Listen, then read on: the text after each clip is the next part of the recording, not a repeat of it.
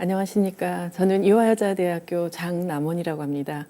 오늘은 여러분과 함께 동서도자교류의 플랫폼 광저우에 대해서 같이 이야기해 보도록 하겠습니다. 광저우는 그러한 지리적 여건 때문에 이미 한나라 이후 당대를 거치면서 중요한 외부의 문화유산들이 밀려 들어왔고 새로운 어떤 문명이라고 하면 좀 그렇지만 색다른 문화들을 거기서 창출했습니다. 또 해상 실크로드의 거점이기도 하죠. 당송 이후로는 북방에서 이제 사람들이 내려와서 여기 또 살기도 하고요. 특히 오늘 살펴볼 이 도자 교류사 부분에서는 명청 시기를 거치면서 굉장히 중요한 그 역할을 하게 되는데요.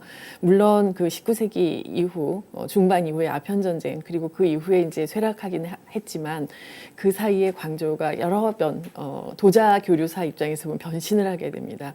그런 이야기들을 오늘 해보도록 하겠습니다. 지도에서 보면 지금 이런 상황의 광저우가 있고요.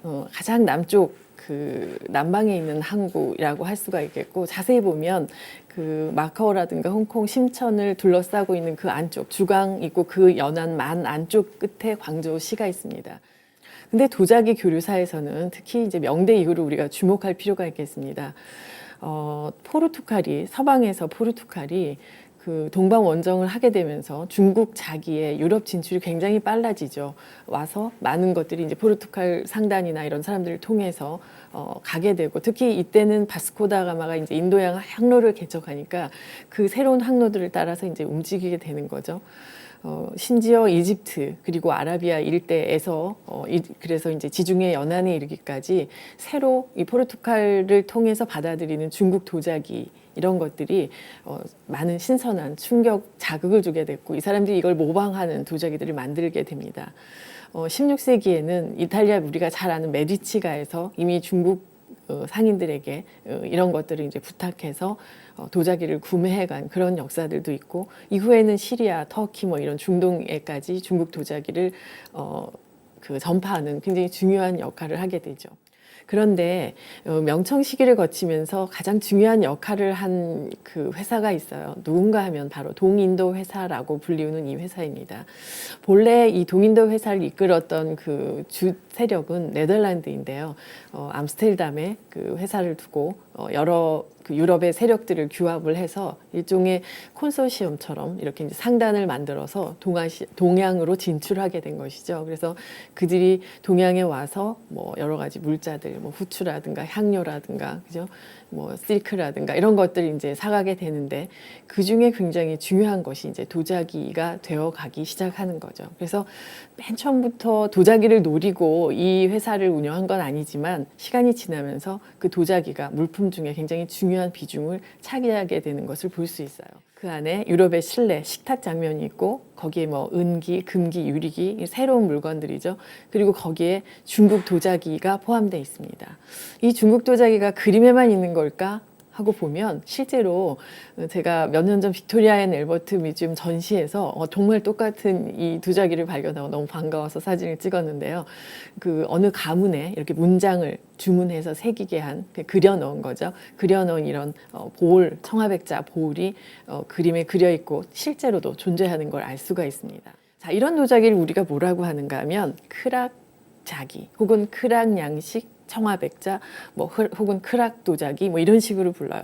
물론 이런 크락자기는 청화백자에만 있는 건 아니에요. 가끔은 컬러가 좀 입혀진 나중에 체외자기들로도 크락 양식이 등장하는데, 이 크락이란 말은 뭐냐면 범선이란 뜻입니다. 그러니까 동인도 회사의 거대한 범선들이 중국을 다녀올 때 그 배에 실려 있었던 바로 그 도자기라는 뜻에서 크락 양식 자기라고 불렀던 건데, 마침 조형적으로 그것이 청화백자였고, 그리고 여러분 보시면 특징이 있어요. 구연무라든가 내면에 이렇게 구획을 지어서 그 구획 안에 서로 다른 꽃이라든가 과일, 식물문 같은 것들을 집어넣습니다. 그래서 유럽의 많은 그 화가들이 그리는 이런 정물화 속에 항상 빠짐없이 크락 양식 자기들을 그려놓고 있는 걸 볼 수가 있어요. 이걸 정리해보면 대략 이제 이렇게 시간이 흐름에 따라서 도자기의 세부 디테일이 조금씩 달라지지만, 공통점은 바로 주변을 이렇게 잘라서 문양 그 구획을 나눈다는 거고요. 때로는 지금 도자기 안에 아예 동인도 회사의 마크를 넣게 해서 주문을 하는 경우도 있습니다. 자, 이게 바로 이제 크락선이라고 하는 거예요. 그래서 거대한 이런 범선에 이런 도자기가 많이 실려 있었고, 그게 당시 얼마나 사회적으로 사람들에게 영향력이 컸으면 사람들의 주문이 급증하고 훗날 우리가 이것을 크락작이다라고 이제 부르게까지 된 것이죠. 실제로 여러분이 유럽을 여행하시다 보면 뭐 이거는 V&A 런던에 있는 유명한 공예 박물관인데 전시실에도 가보면 거의 한 벽 한쪽 면 전체가 이런 크락자기들로만 채워져 있는 경우도 보실 수 있어요. 경덕진에서 그러다 보니까 이제 유럽에 판매하기 위해서 이런 도자기를 부랴부랴 많이 만들게 되는 거예요. 뿐만 아니라 이걸 보게 된 유럽의 영국이라든가 또는 그 중간에서 이제 이런 도자기들을 접했던 뭐 이러한 중동 지역에서까지도 굉장히 유사한 스타일의 도자기들을 생산하게 됩니다. 그러니까 생각해 보면 별게 아닌 것 같은 배에 한번 실려서 가서 유포되고 굉장히 선호되면서 유행하게 된 이 도자기의 특정한 양식이 아주 넓은 지구상에 굉장히 많은 지역 도자기에 큰 영향을 주었다라고 생각한다면 도자기가 그냥 우리 생활에서 한낱 먹고 마시고 사용하는 그냥 그릇, 기물 이것에 지나 그 이상의 가치를 지니는 게 아닐까, 문화의 하나의 전파자로서 역할을 하는 게 아닐까라는 생각을 하게 됩니다. 1673년경 강희제의 해상금지령이 해제되고 특히나 이제 내부적으로 우선 강남, 절강, 복권, 광동 이 연안에 있는 내국인들 중에서 500석 이상을 실을 수 있는 상선을 움직일 수 있다면 무역을 해도 좋다. 인근의 바다에서 이제 그러한 그 허가가 나게 되죠. 그러니까 시간이 지나면서 이제 외국 상선들도 지정된 항구에서는 무역이 가능한 상황으로 바뀌게 되고요. 특히 1685년에는 강희제가 그 동남 연해에 있는 월해관 바로 광저우, 우리가 오늘 얘기하는 이 광저우라는 지역 외에 민회관, 절해관, 강회관 등 4개 곳에 세관을 설치하고 이제 외국 상선이 이 지정된 4개 항구를 통해서 들어와도 좋아라고 허용을 하게 되죠. 이건 굉장히 중요한 계기였다고 생각되고 결국 명이 지나고 청대에 들어오면서 즉 17세기 후반 18세기를 거치면서 중국 도자가 세계로 전파하는 그 중요한 계기, 폭증하는 그런 시간을 맞게 된다고 생각해요. 자, 그러다 보니까 결국 그 항구가 개방되면서 점차 이 광저우의 역할이 커지게 돼요. 많은 도자기라든가 뭐 특히 차 같은 거 뭐 이런 것들이 이제 수입되고 그런 걸 거치면서 유럽 입장에서 보면 우리가 동인도 회사 컨소시엄을 통해서 이렇게 움직이는 건 너무 불편하다라고 생각을 한 거죠. 그래서 각국이 이제는 뿔뿔이 독립적으로 아예 우리만의 회사를 여기에다가 거점을 아예 두겠어. 광저우에다. 이렇게 이제 하게 되는 겁니다. 그래서 1713년부터 32년에 이르기까지 뭐 영국, 프랑스, 네덜란드, 덴마크, 스웨덴 이런 나라들이 각각 자기의 상업 사무실, 광저우 지사 같은 것들을 아예 세우게 돼요. 그리고 이러한 변화를 이제 맞닥뜨린 광저우 사람들은 특히 광저우의 상인들이죠. 굉장히 자발적으로 도자기 뭐 전문 이런 어떤 협회라든가 이런 걸 만들어서 우리가 저들의 수요, 저들의 그 주문에 어떻게 대응할 것인가에 대해서 긴밀하게 대응하고 이렇게 무역을 손쉽게 팔기 위해서 노력을 하게 됩니다. 그래서 스스로 어떻게 하냐면 특별히 자기들 안에 그 도자 기술을 가지고 있다면 누구든지 나와서 이 회사들에게 물건을 팔 수 있도록 하는 뭐 이러한 약간의 자율이라고 할까 이런 것도 이제 주어지면서 광저우는 점차 도자기 무역의 중요한 지점으로 성장하게 됩니다. 자, 이러다 보니까 중국 입장에서는 어때요? 이 막대한 부를 거두어들이는 이윤을 어떻게든 관리해야 됩니다. 그래서 그 대외 무역을 담당하는 양행이라는 것을 지정하게 됩니다. 물론 13행 그래서 이 양행이 13곳에 지정됐다. 그래서 이걸 달리 13행이라고 하고 더 길게 말하면 뭐 광동 13행 이렇게 말하는데 그 13행 중에 이제 광저우 포함되어 있는 거죠. 자, 이러다 보니까 광저우에 새로운 변화가 일어났어요. 자, 원래 광저우는 13행을 운영하면서 들어오고 나가는 것들을 독점적으로 관리하면서 이익을 챙기는 거였잖아요. 근데 도자기 부분에서 하나의 새로운 문제에 봉착합니다. 자, 문제는 뭐냐면 원래 이전까지는 그렇게 해서 주문을 받으면 상인들이 어디에다 그 도자기를 주문하냐면 그 유명한 경덕진에다가 우리가 이런 주문을 받았어. 그러니까 너희 이러이러한 디자인으로 이걸 언제까지 만들어주세요라고 주문해서 가서 기다리거나 했다가 또 가지고 와요. 제가 오늘 지도는 준비 못했지만 경덕진에서 광저우는 굉장히 먼 거리입니다. 근데 주문량은 지금 밀려들잖아요. 그러니까 유럽인의 주문들을 받아서 경덕진 가서 굽고 이걸 색을 입혀서 광저우로 가져와서 납품하고 이런 시간이 너무 긴 겁니다. 그리고 중간에 어때요? 사라지거나 깨지거나 그리고 기껏 해서 왔는데 보니까 이거 사이즈가 틀렸어. 뭐 문양이 이게 아니었잖아. 의사소통하는 그 소통이 좀 불편한 거죠. 그래서 상인들 입장에서는 안 되겠다. 광저우에 가까운 지역으로 생산지를 이동해야지. 그래서 경덕진 풍의 도자기를 만드는 경덕진 도자 기술에 기반한 공방들이 복건, 광동, 그리고 광저우까지 많이 생겨나게 됩니다. 특히나 광저우 주강연안, 아까 보신 이렇게 삼각주처럼 들어간 그 인근에 유럽 주문 자기를 대응하기 위한 점포를 개설하게 되고 서양 상인들은 이제 거기 와서 계약하고 주문하고 그다음에 디자인, 뭐 문장 이런 걸 다 확인하면서 거래를 할 수가 있게 된 거죠. 심지어 이렇게 하기 위해서 광저우 상인들은 어떻게 하냐면 공방을 개설한 다음에 노동자들을 모아요. 그리고 월급을 주고 고용을 합니다. 물론 월급의 형태인지 주급의 형태인지 모르지만 하여튼 돈을 주고 고용을 해요.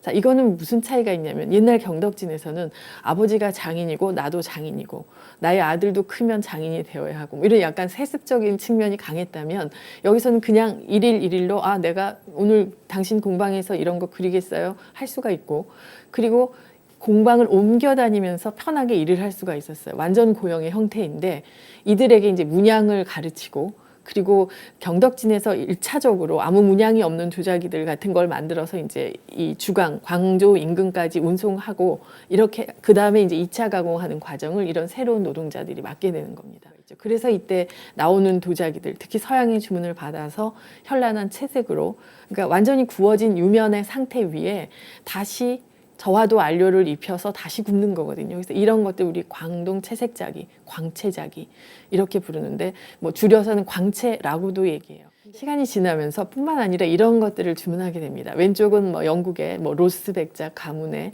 그 문장이고 오른쪽은 네덜란드 은행가의 집안에 문장을 넣은 거예요. 그래서 문장을 넣어서 아예 이건 우리 도자기야.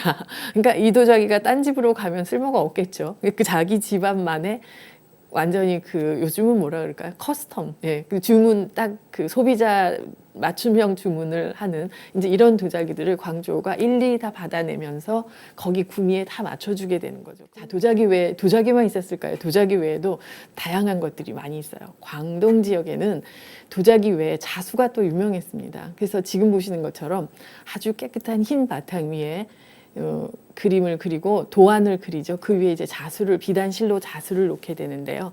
광수라고 합니다.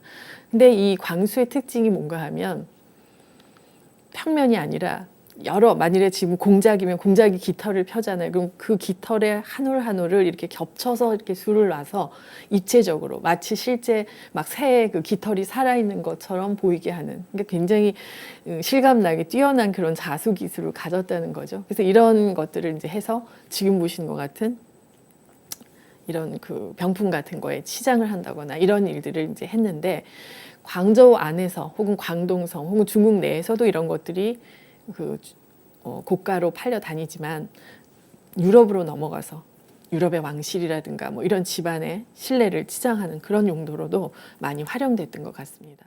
자, 광동이 뭐가 또 유명하냐면 광조라 그래서 조각이 유명해요. 이 조각 기술이 굉장히 발달했는데 특히 상화 같은 것들 많이 해서 이제 남방들에서 들어온 상화를 가지고 더 고가의 물건들을 만드는 거죠. 이미 광조를 통해서 직접 가져가던 도자기들은 한 단계 다리를 건너서 유럽인들이 이제 우리가 생산하는 중국풍 도자기가 된 거예요. 물론 그렇다고 완전히 끊긴 건 아니지만 그런 도자기들의 비중이 이제 커지게 되니까 중국 이미지가 유럽에 재해석된 그래서 무슨 과일도 과일인지 꽃인지 알 수 없고 그런 새로운 문양들, 이름을 알 수 없는 존재를 알 수 없는 특이한 디자인들로 많이 변형되기도 합니다. 결과는 어땠을까요? 결국은 서서히 이제 중국 도자기의 유럽 수출은 감소할 수밖에 없겠죠. 하지만 여전히 광저우를 중심으로 한 그 도자기 시장은 그래도 명맥을 유지하면서 어떤 관계를 유지하고 있었던 것으로 보입니다.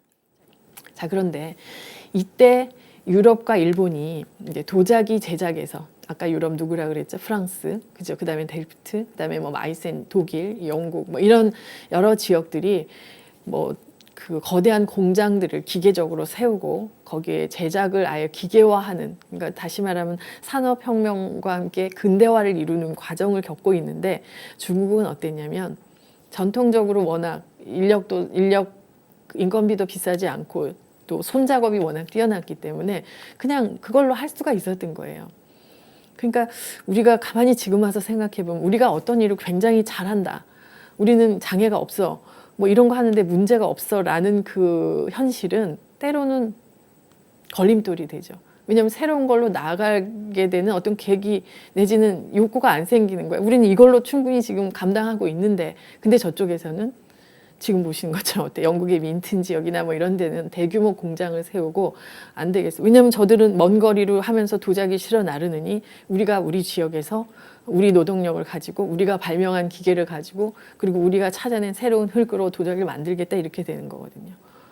근데 그 상황에서 중국은 이제 근대화된 기업 체계 이런 거에 아직 적응을 못했고, 또 전쟁과 뭐 사회 불안 뭐 이런 것들이 국지적으로 계속 일어나면서 이 산업을 새로운 근대 산업으로 급격하게 끌어올리지를 못한 그런 점이 있습니다. 자, 그러면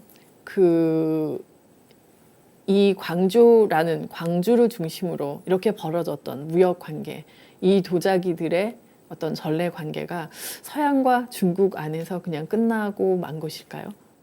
이러한 그릇들이 전통적인 중국이나 혹은 조선의 그런 형태가 아니라 약간은 이미, 그러니까 회화풍이라든가 이런 거는 좀 중국스럽지만 용기의 형태라든가 이런 건 서양 그릇이거든요. 하지만 적어도 도자기의 역사에서 우리가 명대 후반부터 청을 거쳐서 광저우에 문이 열리고 독점권을 가지고 수많은 그 양행들이 활동하고 동서양 그리고 심지어 일본, 한국까지 이런 많은 영향을 주었던 이 상단, 이 세력들이 이 쇠망하게 된 이 흐름을 이 이구경이라는 중국의 역사학자가 쓴 제국의 상점이라는 책의 한 대목에서 인용하면서 마무리할까 싶어요. 광저우에서 동양과 서양이 만났으며 근대 사회와 전통 사회가 서로를 탐색했고, 또 중화주의와 중상주의가 동상이몽을 꿈꾸며 가장 높은 부의 피라미드를 쌓다가 한쪽은 맛있는 차를 제공했던 한편, 또 다른 쪽은 몸과 영혼을 갉아먹는 아편을 제공함으로써 만남은 파국으로 치닫고 제국의 상점들도 이슬처럼 사라졌다. 그러나 저는 이 한 대목이 우리가 지금 봤던 이 광저우의 모든 상황을 한마디로 집약해 주는 게 아닌가라고 생각되네요. 자, 지나간 이야기지만 사실 지나간 게 아니고 아직도 매해 코로나 중에도 사실 작년에 캔톤 페어가 열렸었거든요. 정말 광저우가 다시 그런 역할의 도시로 성장할 수 있을지, 우리나라의 일은 아니지만 우리가 역사라는 걸 공부하는 것, 지나간 일을 되새기는 것은 항상 미래를 예견하고 다시 보기 위한 거 아닐까 생각하면서 이 마지막 구절들을 한번 기억해 주시기 바라겠습니다. 자, 오늘 그 광저우를 중심으로 살펴본 동서양의 도자의 교류 상황들, 간단한 이야기였지만 이것으로 마치도록 하겠습니다. 감사합니다.